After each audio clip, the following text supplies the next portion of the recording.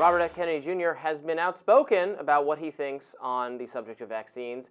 This has bothered some senators. Now, in an effort to get his nomination to head HHS okayed, President-elect Donald Trump is telling reporters that RFK Jr. would be less radical than some worry. Trump does not want Kennedy to revoke access to any vaccines. Instead, Kennedy will be providing him with reports on vaccines and looking into rising autism rates. Let's watch. What do you say to people who are worried that his views on vaccines will translate into policies that will make their kids less safe? No, I think he's going to be much less radical than you would think. I think he's got a very open mind, or I wouldn't have put him there. He's going to be very much less radical. But there are problems. Again, you take a look at autism today versus 20, 25 years ago, it's like not even believable. So we're going to have reports. No, nothing's going to happen very quickly. I think you're going to find that Bobby he's a very rational guy. I found him to be very rational. Trump also assured the media that he himself was a big believer in the polio vaccine and that we weren't going to lose it. He said that he is not a fan of mandates. And however, after a reporter asked him whether vaccines should be mandated in schools, let's take a look. I don't like mandates. I'm not a big mandate person. So, I was against mandates. Mostly Democrat governors did the mandates, and they did a very poor thing. It was, in retrospect, they made a big mistake having to do with the education of children. They lost like a year, 2 years of their lives. The mandate was a bad thing. I was against the mandate. So that seemed to be an effort by Donald Trump to reassure some people who would be concerned that RFK Jr. would try to deauthorize vaccines or something of that nature, that's not going to happen. I remember similarly RFK Jr. being interviewed. He's been interviewed on this program a number of times. He was interviewed by my colleagues at Reason Magazine who asked him about making vaccines or other pharmaceuticals more or less easily available, and he said he would not make the process easier or harder. He wouldn't change it in any way. Mm-hmm. So if it's really just going to be reports on potential links, because I do think we should keep something of an open mind about this technology. If it's just going to be reports on whatever trade-offs might exist or whatever negative side effects could exist for some people, I don't think that's a problem. I think that for a start, the remarks from Trump are in a recognition, in an odd sort of way, that the vaccine topic is by far the most damaging or potentially damaging thing for Kennedy's nomination. Kennedy obviously has this range of views on health topics writ large.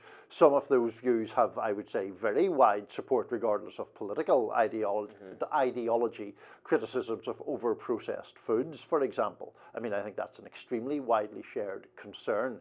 The problem, I think, with Kennedy is the perception that he is, at the very least, an extreme skeptic of vaccines. And that has manifested itself way before COVID. And I was disappointed, though not particularly surprised, to see Trump traffic in that lie that autism rates are or have increased because of an increased use of vaccination. That has been widely debunked. The British study that first gave rise to that theory was ultimately withdrawn amid a whole ethical cloud. So I don't think that is advantageous at all to be talking in those terms. I also think that in Robert F. Kennedy Jr.'s case, he has been associated with instances, the most infamous being a situation in American Samoa, where a vaccine there was a mistake made by nurses in the way they administered a particular vaccine, which caused 2 children to die. And then there was a whole anti-vaccine scare in the wake of that, which Kennedy, at the very least, helped oxygenate. And then, vaccination rates fell and a much larger number of people died. So that's why I consider him a dangerous figure, and I think Trump's remarks are aimed at defanging that danger politically. Look, I am not an expert on this. I have read just as much of media articles asserting that it is utterly false to say there's a connection between vaccines and autism. I don't know enough to reject that conclusion, so fine, I agree with that.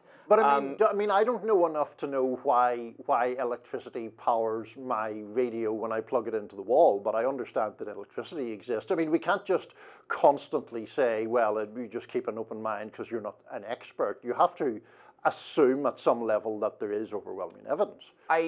am not disputing that there is, and I accept that there is, and I agree. I don't have any reason to think otherwise. But on this subject, I have to grapple with the fact that so much that was said specifically about the COVID vaccine by experts who said, oh, it's all these things, ended up being not correct, having to do with how well it would prevent the spread of illness itself. I got the COVID vaccine. I got multiple booster shots. I would do so again. I've gotten the flu booster as well because I would like to mitigate the severity of symptoms if it does that.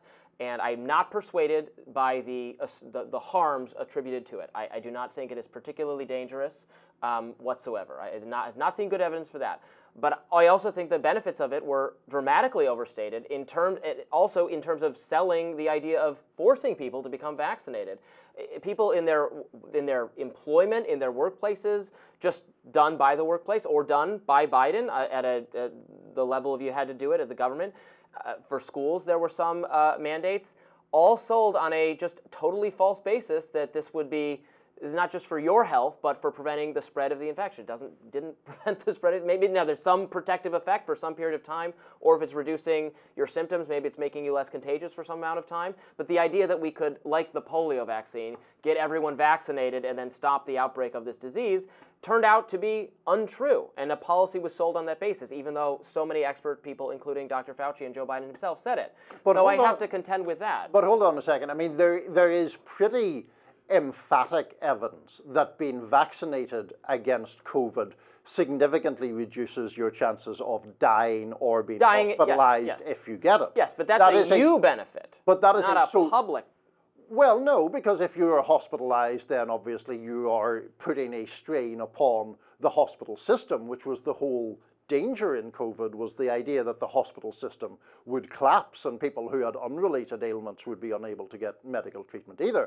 So you can't separate out the personal and the public to that extent in that regard. I think that's a slippery slope. I don't think the mandate was sold on that basis that we needed to because then you could sell any kind. I mean, maybe that's what's about to happen, including under RFK Jr. But you could then we're going to ban all sorts of unhealthy things because you being unhealthy makes my health care more expensive, and we can ban all sorts of sodas and cigarettes. That's not the same. We could all be having to jog in place all the time to keep our BMI down. That is not the same as a pandemic that was overburdening ERs and intensive care units. The mandate was sold on the basis that you are a contagion risk to people around you. Yes, the herd immunity. Yeah, and that turned out that was all wrong. We're going to have COVID endemic forever because the protective aspect of the vaccine against the spread is not robust enough.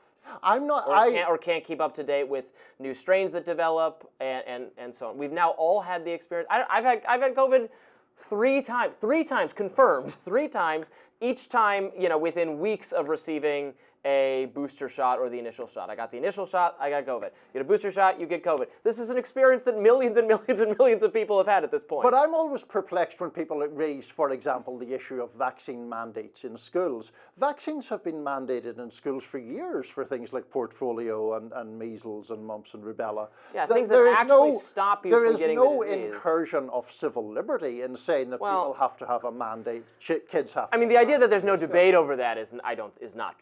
I would say that is not true. There are debates over whether those things should be included. But so would you pull mandates for like kids to be vaccinated against polio? I certainly know the people who would advocate that. Sure, for schools. Yes. I mean, I would say the school should.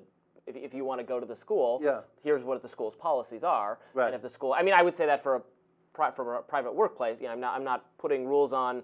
It should be whoever controls the space just gets to set what the rules are for the space. And if you want to have this kind of requirement, if you're a private school and you want to have a COVID mandate or like have everyone mask for the rest of the time, I mean, you get to do that. I can think it's kind of silly, but I would just send my kids somewhere else. But that's how I would resolve it. But my problem with that whole theory, which gets back to Mr. Bhattacharya and his ideas about how to cope with the COVID pandemic, is if you talk about private spaces and say, well, it's up to the owner of the space to determine it presumes wrongly that space is the only thing that matters. But in fact, in any private space, people come in and out of that space and have the risk of spreading disease or various other things when they do so. So you can't just quarantine it off as if one is just a private space and one's the public space. Well, I mean, you say, sorry if you're afraid to enter this building, we don't mandate people to get, but if we're talking about the COVID vaccine, we all know, you wouldn't,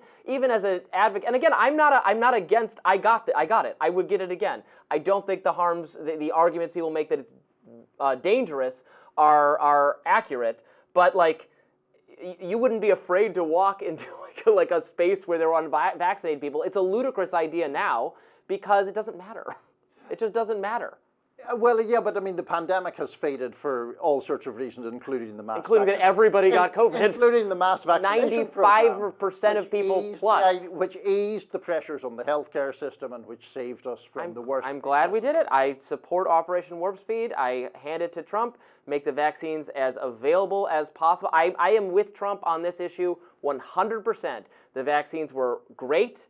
They saved the lives of a lot of particularly older Americans and overweight Americans, and we made them available as fast as possible. If it had been even faster, we could have saved even more lives, but that's great.